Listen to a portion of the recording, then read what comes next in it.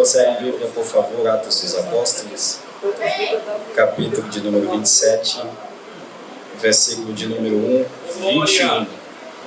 Atos dos Apóstolos, capítulo 27, versículo de número 21. Enquanto a igreja procura a Deus, tributo a honra, tributo a glória, por mais uma vez estarmos em sua presença. Louvo a Deus pela vida do pastor desta igreja, o pastor Marcos Paim. Que Deus continue abençoando o seu ministério. Também louvar a Deus pela vida do meu amigo Daniel Almeida, que nos permitiu fazer parte deste projeto. Que Deus continue abençoando. E agradecendo a Daniel, estendo a minha gratidão a todos os demais pregadores que aqui estão. Recebam a minha admiração e o respeito ao ministério de cada um dos senhores. Que Deus abençoe a todos. Você que encontrou o texto, Atos dos Apóstolos, capítulo 27, diga glória a Deus. Glória a Deus. Diz assim: havendo já muitos dias que não comiam, então Paulo, pondo-se em pé no meio dele, disse: fora na verdade, ó varões, razoáveis, ter-me ouvido, e não partir de Creta, e assim evitaríamos este incômodo e esta perdição. Mas agora vos admoesto que tenhais bom ânimo, porque não se perderá a vida de nenhum de vós, mas somente do navio. Porque esta mesma noite o anjo de Deus, a quem sou e quem sirvo, esteve comigo, dizendo: Paulo, não temas, importa que seja apresentado a César, e eis que Deus te deu a todos quanto navegam contigo. E você diz amém. Eleito de Deus, Paulo é um dos maiores responsáveis pela criação da igreja primitiva depois de Jesus. Estamos falando de um dos maiores homens responsáveis pela implementação do Evangelho do Senhor na terra. Antes do capítulo 9 de Atos, Paulo persegue os cristãos porque ora. Depois de Atos 9, Paulo é perseguido porque está orando também. Antes do capítulo 9, Paulo está perseguindo quem prega. Depois de Atos 9, Paulo está sendo perseguido porque está pregando também. Antes de Atos 9, Paulo persegue quem jejua. Só que agora, depois do capítulo 9, ele está sendo perseguido porque está jejuando também. Então perceba que Deus, Ele vai criar e vai conceder a Paulo sofrer tudo aquilo que ele havia causado nos irmãos. Depois do capítulo 9, Paulo vai sofrer grandes martírios, grandes dificuldades pelo Evangelho do Senhor. E o ministério de Paulo vai ser um ministério regado de muita dificuldade, de muitas lágrimas. Haja visto que parte das cartas escritas foram em prisões, onde ele estava em uma angústia profunda e mesmo assim teve que ser usado por Deus para edificar a vida de alguém.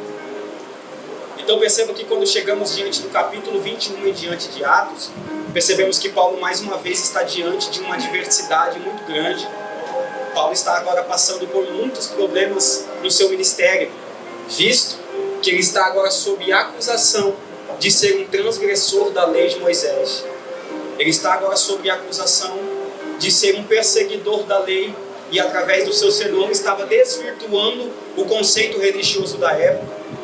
Tanto que a partir do capítulo 21, a Bíblia diz que aproximadamente 40 judeus vão se reunir para agredir Paulo, vão se reunir para atacar Paulo, vão bater em Paulo. A Bíblia diz que vão bater no seu rosto por conta dos conceitos que estavam entendendo na época. Tanto que agora Paulo sendo humilhado, Paulo está em uma das maiores dificuldades do seu ministério. A Bíblia diz em Atos 23, versículo 11, que Deus vai visitar a Paulo e vai dizer: Paulo, assim como tu tem pregado em Jerusalém, importa que tu pregues também em Roma. Tu pregarás esse mesmo evangelho em Roma. Só que perceba que a voz de Deus vai vir em um momento em que Paulo está passando dificuldade e está achando que vai acabar o ministério. Por quê? Porque se analisarmos as viagens paulinas, todas as vezes Paulo tentou por diversas vezes ir até Roma. E ele escreve aos romanos dizendo: irmãos, por diversas vezes tentei ir ter convosco, mas todas as vezes fui impedido pelo Espírito Santo. E perceba que é o mesmo Espírito Santo que está proibindo Paulo de ir a Roma, é o mesmo que se apresenta agora dizendo: Paulo, tu vai pregar em Roma. E agora, depois que Paulo recebe essa palavra, ele vai ser levado a julgamento diante de Festo. E agora, quando está prestes a sair a sua sentença de morte, a Bíblia diz que ele vai apelar a César. Por quê? Porque ele havia sido ensinado por muitos anos aos pés de Gamaliel. E por conta disso, adquiriu cidadania romana. E naquela época, um romano não poderia ser morto fora de Roma, porque compraria uma briga com Roma. E o poder bélico de Roma era maior do que qualquer outro lugar. Então ninguém poderia matar um romano, porque atrair a ira de Roma sobre a terra. Então perceba que Paulo, ele vai agora apelar a César, dizendo: eu sou romano, preciso ser julgado em Roma.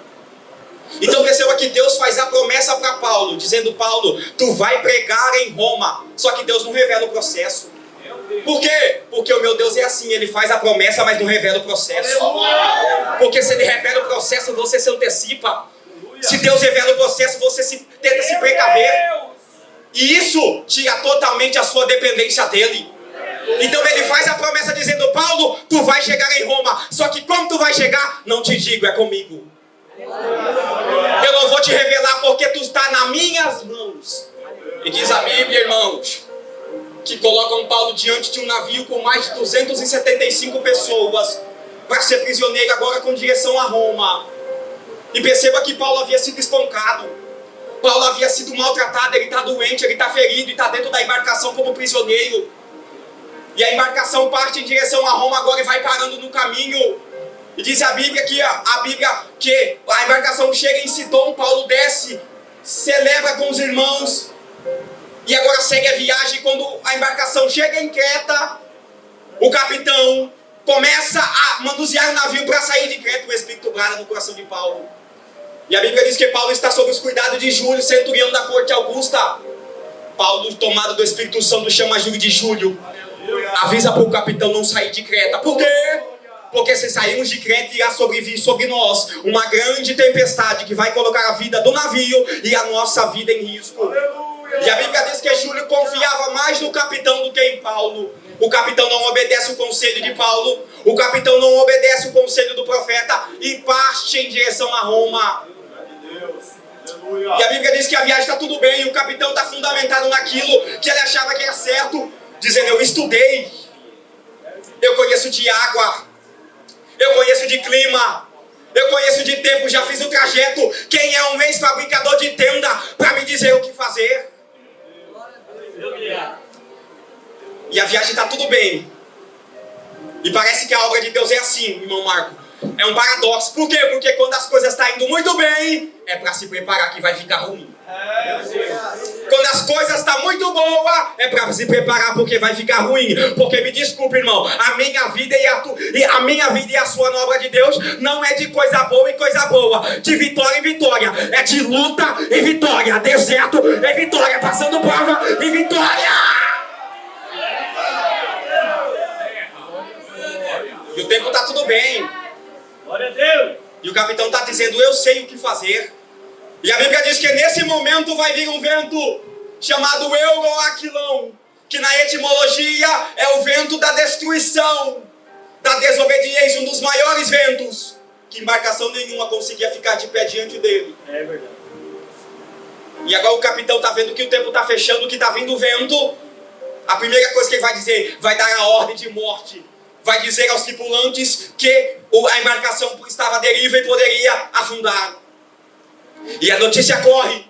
E parece que eu posso ver o capitão chamando os marinheiros, dizendo: marinheiros, avisa a tripulação que o tempo fechou e nós vamos morrer. Os marinheiros vão chamar os prisioneiros, e prisioneiros se preparem porque vamos morrer, o tempo está fechado. Aí os prisioneiros desesperados vão lá onde Paulo está sentado, ferido, doente, dizendo: Paulo, pode se preparar que acabou para você, tu vai morrer. Paulo se levanta doente, fraco, ferido, e diz: aqui dentro ninguém morre, aqui dentro ninguém morre, aqui dentro ninguém morre.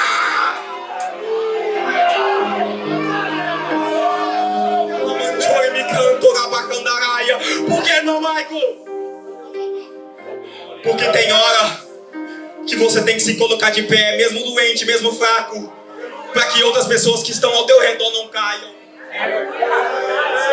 Estou pregando para pregadores autênticos aqui, que eu tenho certeza que às vezes assumiu a plataforma para pregar, pregando sobre cura, e era ele que precisava na alma.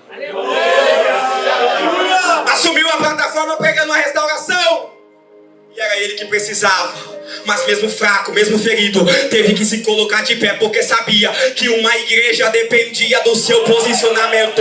Que uma igreja dependia do seu posicionamento. É isso.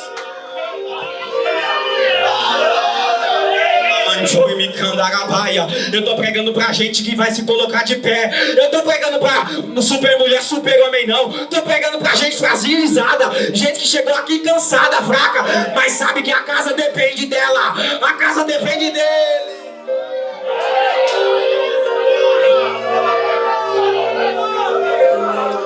Eu já vou terminar. Paulo se coloca de pé e diz: aqui dentro ninguém morre. Aí vão perguntar para ele por quê? Porque nesta mesma noite, que noite? Na noite do huraquilão, na noite da tempestade, na noite da adversidade, na noite da turbulência, nessa mesma noite, o anjo do Senhor me visitou. O anjo do Senhor me visitou. Nesta mesma noite de adversidade, o anjo do Senhor me visitou. E o que ele disse, Paulo? Ele disse: Paulo, tu ainda vai chegar em Roma. Lembra da promessa em 23, versículo 11? Que tu vai chegar? O huraquilão não mudou o curso da promessa. Tu vai chegar em Roma. Tu vai chegar. Eu tô pregando pra gente aqui que tá passando luta, tá passando adversidade, tá passando dificuldade, mas essa tempestade não vai alterar o curso da promessa. E eu fecho agora, eu termino agora. A Bíblia diz que Deus fez a promessa para Paulo. E ele diz: nessa mesma noite o anjo do Senhor me visitou, reforçando a promessa. E tem mais, ele deu o livramento para mim e para todos que navegam comigo. Agora vamos lá. A promessa foi feita para Paulo. Então Paulo era alvo da promessa, e os prisioneiros, a tripulação, apenas estava gozando da promessa. Então se um dos marinheiros pula, era menos um marinheiro.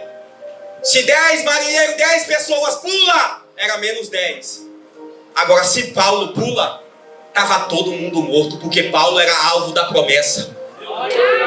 Se Paulo pula, todo mundo estava morto. Sabe o que é isso? É Deus dizendo: Paulo, tem alguém querendo pular, deixa pular. Quem não pode pular da embarcação é você. Paulo, tem alguém pecando, deixa pecar. Quem não pode pecar é você. Tem alguém fracassando, deixa fracassar. Quem não pode fracassar é você. Por quê? Porque o livramento da tua casa depende de você, não dá.